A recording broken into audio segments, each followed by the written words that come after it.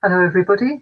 This is Sarah Scott, and with Leonard Muellner here from Harvard Center for Hellenic Studies. And we're looking again at some of the forum discussions and questions that are coming up. And there are quite a lot of detailed reading that people have been doing and finding oddments and have questions about them. So maybe we can start by looking at a few of those, Lenny.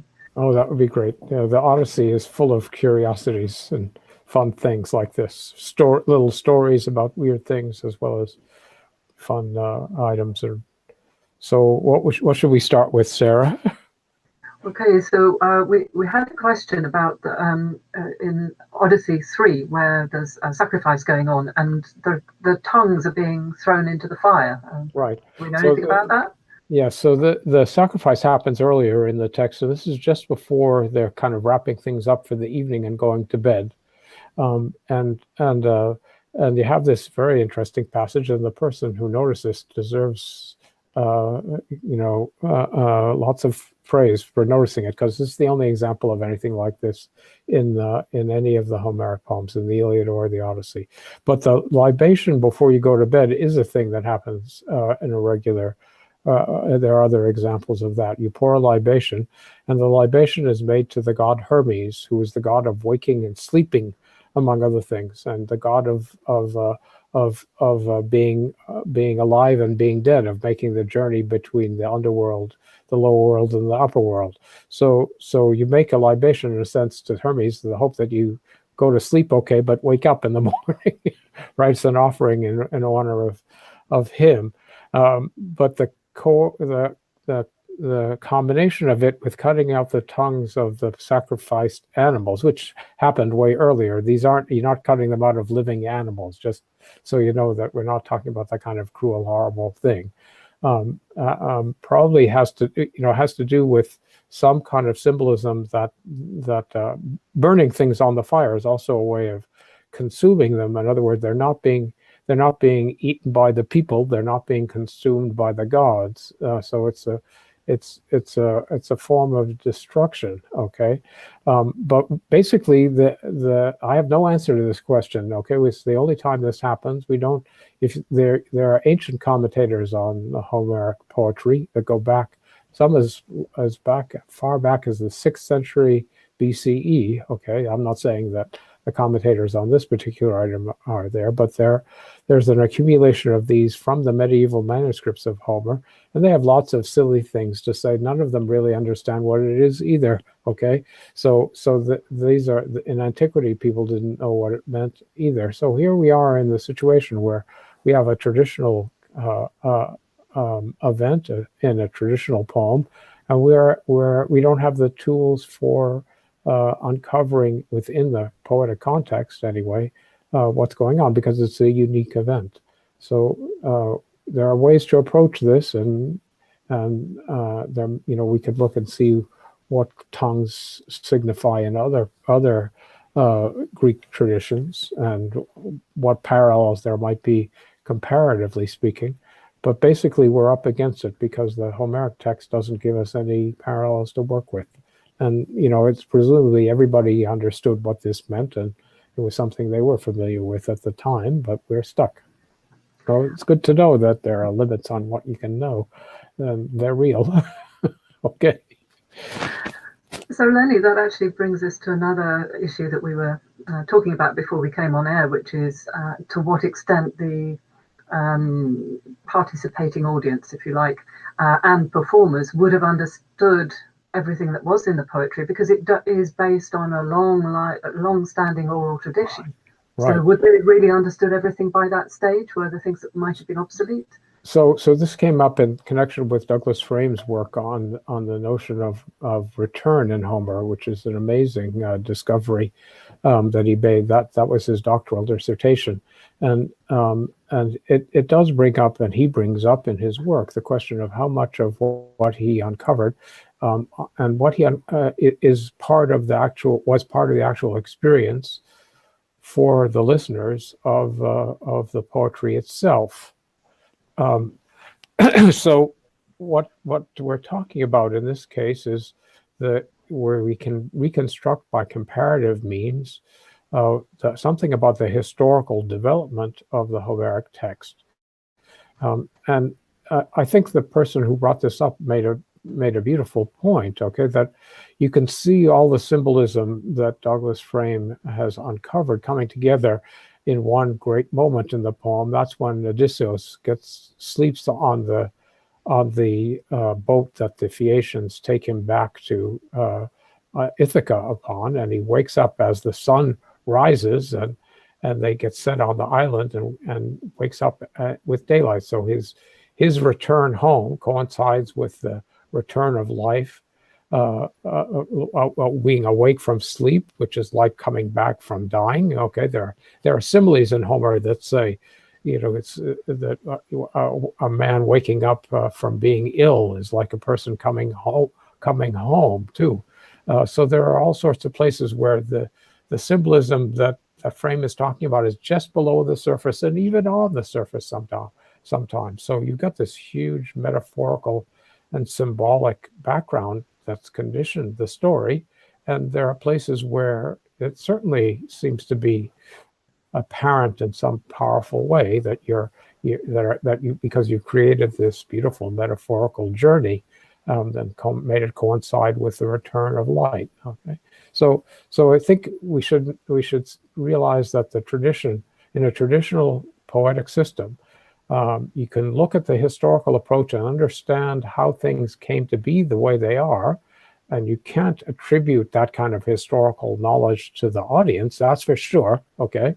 But there are definitely metaphors and symbolism that are the result of this process that are on the surface of the text, if you see what I mean, okay? So it's not that it's useless or insignificant, it's made the text the way it is, but also there are places in which, just beneath the surface, you can feel this connection between light and life and coming back to home and the return of the sun.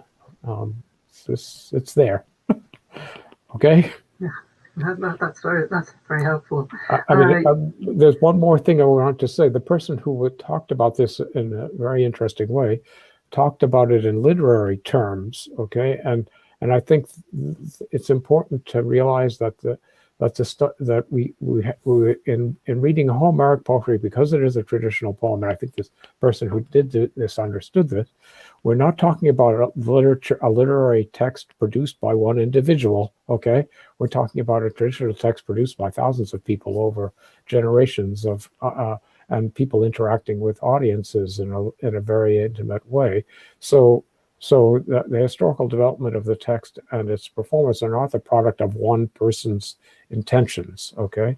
So some of the theoretical background that a student of literature assumes doesn't work or you have different dimensions, let's put it that way. You have different dimensions and broader dimensions because of the depth of the elements in a traditional text. They have resonance and that background that we try to reconstruct because it's helpful, and there was and it was available in some ways to the audience. Okay, important to make that distinction.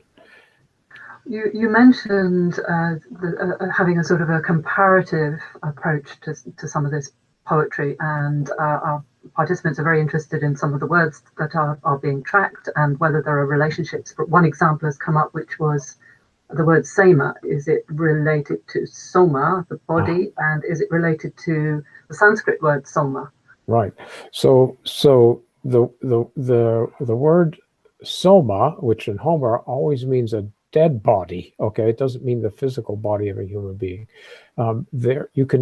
It's not difficult to show that as for Plato, even in Homer, there's a relationship between the word sēma, which you could use for tomb, that has the remains of a dead body in it. Okay, remember the norm in Homer is cremation, and so we're not talking about a physical body being there either. Okay, so there is a relationship on the surface because of the assonance of the words soma and sēma between these things, and Platonic etymologies are all like that. They're what linguists call folk etymologies. They're based on the sound resemblances, and and to some extent fun or interesting or philosophical semantic resemblances. That's not linguistics, okay?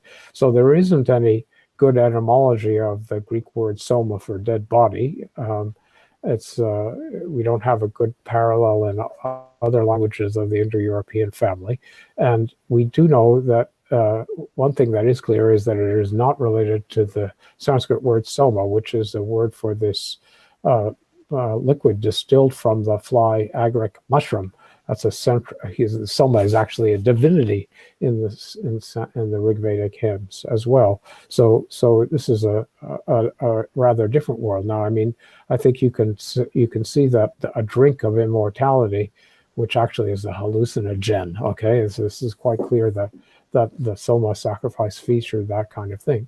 The soma, the drink of immortality, is an Indo-European concept, and we have it in Greek in the word nectar, which means crossing over death. Okay, the tar part has to do with crossing, and nek is the Indo-European root for death.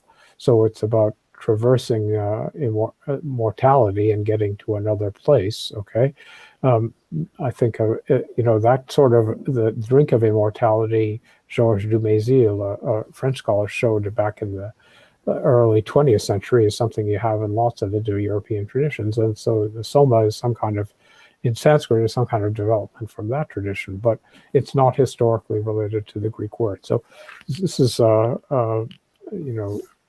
interesting things to think about. And I think there's a way in which you can find historical relationships that are meaningful and others that are capricious. Okay, if I can be so bold to say that, right? That are more fun than real. Okay. All right. Thank you. While we're talking about sēma, there's another word that's being used to refer to a burial place or tomb, tumbos. Right. What's the difference between the two of those? Okay, so tumbos is a narrowly defined word in Homer. It occurs, I think, something like 15 to 20 times, and it's always used of the thing that you put the calcified bones of a cremated person in, and then you cover it up with, you use the word, or the Greek word pour, okay, a tumbos for somebody. And in Greek, you can pour things that aren't liquid. So we're talking about rocks and stones and dirt. And then you put a stele. This is a classical Greek word too.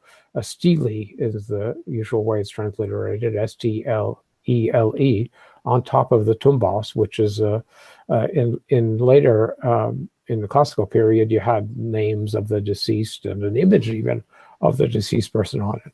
I think in the Homeric context, just a big rock on top of the place where the person's bones are. So, or the ore, as we say. Or the ore is another thing, right? It's a kind of substitute for that. Okay, I think that's a very powerful thing because it identifies him, right? He was one of the rowers in the Odysseus' fleet. So the word sēma, on the other hand, is a much broader term. Okay, so you could say that any tumbos, any tomb, is a sēma because it symbolizes something of the identity of the person and their death. Okay, but sēma is a word with a lot broader significance. It means a sign. Okay, so Zeus can thunder. Those are thunder and lightning are sēmata. And so forth. So interpreting a sēma is one thing. So a tomb is a sēma that also can be interpreted, okay, as you've seen in the discussion by Professor Dash, okay. But that's the difference between these two words, okay.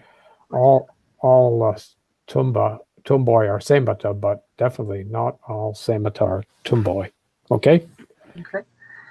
We have another question about two words that seem to have similar meanings or similar translations. There's the word aisa, destiny or fate, and I think there's another word, moira, and there's that whole continuum of sort of fate and destiny and luck, and are they all the same? So these are interesting words. I mean, the word moira, I think there's a synonymy or what a closely synonymous relationship between moira, which means a portion and therefore one's destiny, and aisa, which also means a lot, okay, a piece of land even, okay. It's related to something that's carved out of a whole. So, but these are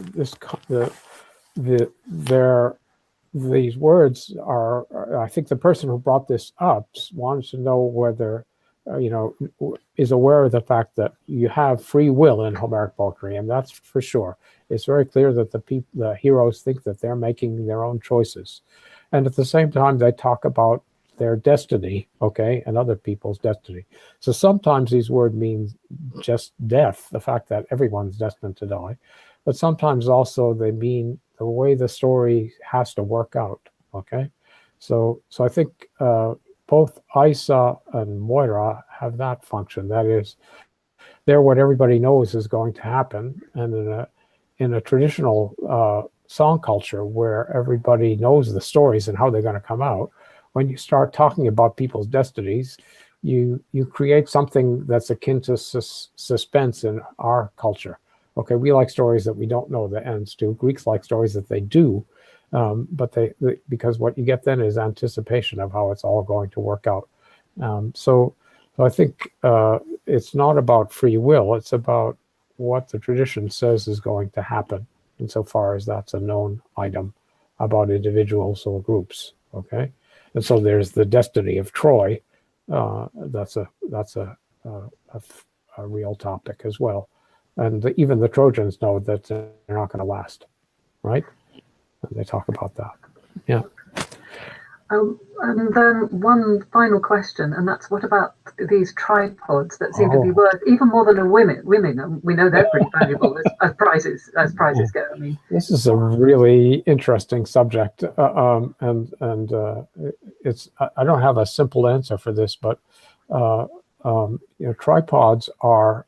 We know that there were tripods in the Bronze Age because in the Linear B tablets, which are deciphered in the 1950s by a Greek architect named Michael Ventris, these are palace records from the Bronze Age, and there are lists of tripods. This is one of the first words that was deciphered, because in Linear B, when Michael Ventris figured it out, the way he transcribed the characters was tripode, and then there was an image of a round thing with 3 legs, okay? And he said, Eureka. It's a wonderful story. And if you're interested in the story of the decipherment of Linear B, the person who helped him, the Greek scholar who helped him, was named John Chadwick, a British scholar, wrote a little book called The Decipherment of Linear B, if you like these kinds of stories. Anyway, there was a lot of old people's work that came together, and Michael Ventris was the right person in the right time. And so we know that these are precious objects that were counted in the Bronze Age palace, okay, and presumably then they were made of bronze. What they are is a 3-legged structure with a big cauldron that it's there. In the ones that we have intact, there are chains that hold the cauldron, and it's supported on 3 legs, which is a very stable way of holding something. The reason that it's on 3 legs is that you put a fire underneath it, and you put food inside it to cook it. Okay, so you may notice that whenever you cook a meal in Homer, no one ever cooks anything in a tripod, right? It's always cooked, the meat is carved up and cooked on spits, okay? So what's going on here? What are these tripods for? There is a place where you heat up water in them, I think, and heat up water for a bath and stuff like that. But what's going on is that part of the way the notion about food that's built into the Homeric text is that the Homeric heroes belong to an earlier time when the way they cooked was by cutting up raw meat and putting it on sticks and putting it on the fire and grilling it. When you do that, it gets burnt or charred on the outside, and it can be raw in the middle. Okay, it's sort of a good way. It's what men do in the United States in the summertime outdoors working with fire, right? Whereas in a regular cooking situation in the United States, women make things on a stove. I'm oversimplifying, okay? But I think in ancient Greece, the modern way of cooking was to cook things in a pot with water and stew them, which cooks them evenly and tenderizes the meat and doesn't burn it, okay? And that's really what these tripods and the cauldrons that they held were for. So they're an anachronism within the Homeric text. On the other hand, it's clear from an archaeological record that they were precious objects, hard to make, heavy, and important items to count. Okay, so that they're functioning in the Homeric text as prizes. You can see how the tradition is taking things from different periods and times, and that's what happens when you have a traditional poetic system. It's like a snowball rolling down a hill. It keeps on picking stuff up. So you've got old things and new things combined, and the tripods are a newer thing than the eating of meat burnt on sticks is. Okay, and represent an advanced form of cooking. So, fascinating. Fun topic. Okay, thanks very much, Lenny. Not at all. It's always a pleasure.